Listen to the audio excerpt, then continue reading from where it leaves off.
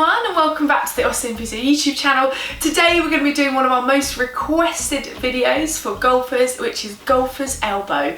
So golfer's elbow is a medial epicondyle tendinopathy. So it's a repetitive overuse tendon injury located around the medial epicondyle, which is involving both the flexor and the pronator tendons. So what actually happens to the tendon around this, or the tendons around this area?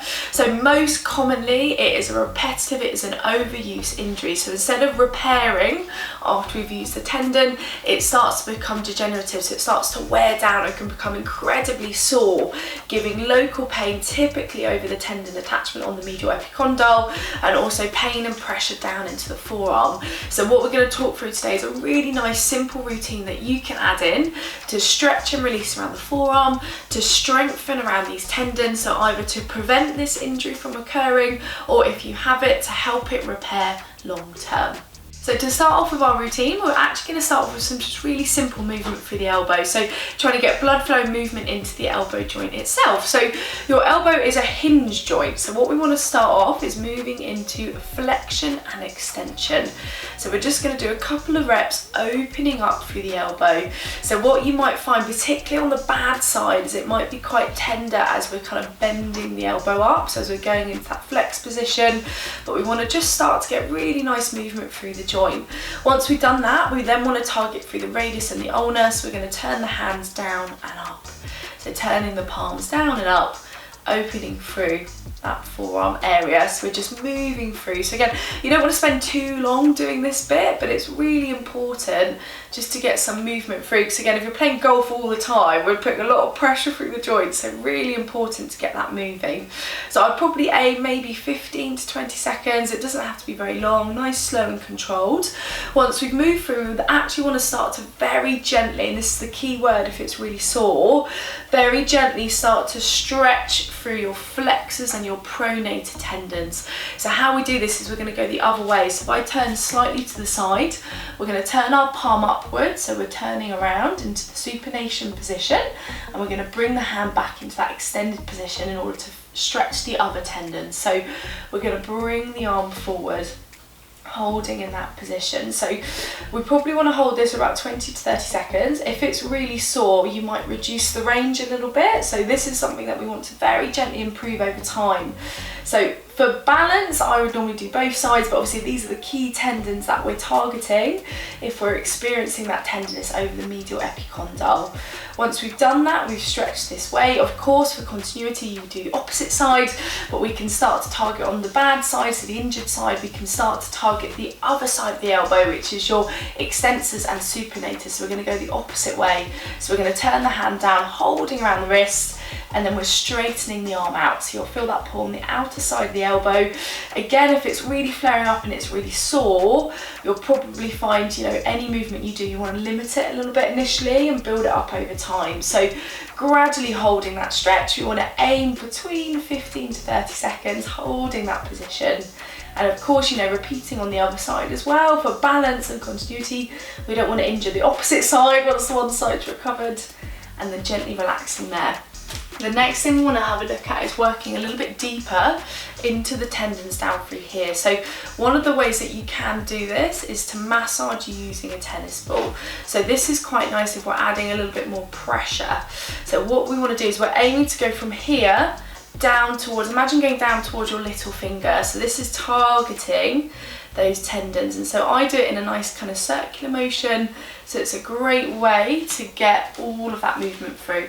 So we're literally going up into here, so you can see on the soft part up through here, and again it's just all about blood flow. So if we've got degeneration and it's not repairing properly, we want to get blood flow into the muscle belly of the forearm, so flexors and supinators, as well as close as we can get up to the medial epicondyle on this side here, just in order to get that all moving. So again, we're just softening up through. So if I demonstrate here, hopefully you can see it a little bit better.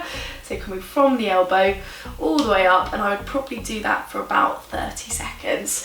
What we then want to start to do, if we've got injury into the medial epicondyle area, so into the tendons that attach here, is we want to start to add a little bit more strengthening. So a great way of doing this initially, particularly if we're thinking of the finger flexors, so the flexor tendons that are coming up and attaching here, is getting a good old stress ball that you could get off you know, Amazon, anything like that, and then you're going to start to just squeeze the hand, because what you're doing as you're doing this is you're firing up the tendons in the forearm, but you're starting to build up the strength for the finger flexors. So what we want to look at initially with medial epicondyle tendinopathy is isometric work. So we want to shorten and work and strengthen the tendons that are struggling to repair and that are sore with medial epicondyle tendinopathy.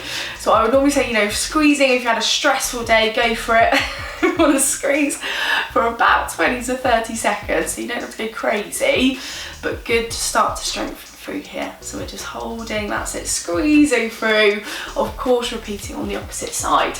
The next thing we want to do is a towel twist. So this is quite good to get movement through. So before we do really specific strengthening, you can hold a tea towel, and what you want to start to do is twist down through the tendon. So if we're thinking of the fibres of where the tendons attach, what we're starting to do is stretch down through and try and break down any tightness, any adhesions, and get you to start to move through. So we're going to be doing it this way first. So we're coming down into that kind of flex stretch position, moving. So again, we're really kind of, imagine like rinsing out water, we're kind of stretching through that position. And then what we can do is switch it the other side. So you're popping your hand underneath, and again you can kind of move it the opposite way. So it feels a bit weird as you're doing it, but you're trying to flex and move and open up through the elbow. A little bit more of that movement with the tea towel. And again, probably aiming for approximately 15 to 30 seconds. You don't have to go mad in terms of time with these exercises, but just lovely kind of moving through. The next one, I'm using a can of beans, but I would probably recommend doing this to have a little bit of a heavier weight. So you can build it up over time, but it's just to show you the movement today. So isometrically, we're working the flexors first of all. So I always put my hand under the arm when doing this, holding the weight. And then what we're going to do is we're going to lift up, hold for a second, and then relax. So it's that really subtle flex position. So you're not going all the way down, so the palm's going back to neutral, and we're bringing it up, firing for a second, and then relaxing. Bringing it up, firing for a second, and then relaxing. And I'd probably aim for about 10 to 15 reps here. So you'll know if it's too heavy, so you should be feeling like you're feeling it in the inner part of the forearm where you're using the flexors, but it shouldn't be too painful, so you can build it up very gradually over time. So once we've done that and you've released that movement, we then want to work into the pronators. So similar thing, still holding, but you're going to turn the hand face down and then back to that neutral. Turn the hand face down and back to the neutral. Again, you probably want to wait, not a can of beans, but just to show you the concept today, turning the hand down. That's it, so maybe 1 to 2 kg. Depending on how it feels, and then turning the hand down. That's great. And then a couple more. So you want it lovely, slow and controlled. You're going to build this up over time. Perfect. And then we want to do eccentric loading. So this is where we're going to bring it up. So you're going to shorten in the flex position, and then you're going to use the weight to drop down into the opposite direction. So you're going to lift the hand up. So you can have this resting on a table if you need to, and then letting the weight drop down. So this is all about helping that repair, stretching out, getting blood flow into the tendon. So again, you're lifting up and then letting it drop down. So again, with these, you know, you probably want a heavier weight than a can of beans, but just build it up gradually over time. You don't want to rush with the rehab and with the help and the exercises. You want to build it up nice and gradually for you. Same with the pronation. You're going to have it where it's going to drop into the pronation. So you're going to lift it here, and then you're going to try and go back the other way. So you're going to lift it down into that pronation, and you're going to go back the other way. So you're going to look like a bit of a mad person if you're doing it in the gym, but what it means is that you can start to strengthen when you're there. So if you're doing it where there's extra weights, you have it where you can do that as well. So again, you need a little bit of help into that pronation, and then turning back into that supination, and then one more just to show you, turning over and then bringing it back. and then relax from there. So I would recommend with this routine, particularly initially, I would have a look potentially doing it once to twice a week, adding it in around your golf, seeing how you feel. Of course, if you're still struggling after you've done the exercises, or actually I'd probably recommend before having it assessed by a musculoskeletal expert, see what's going on at your elbow, designing a specific routine for you, and they potentially might recommend the exercises that we have looked at today.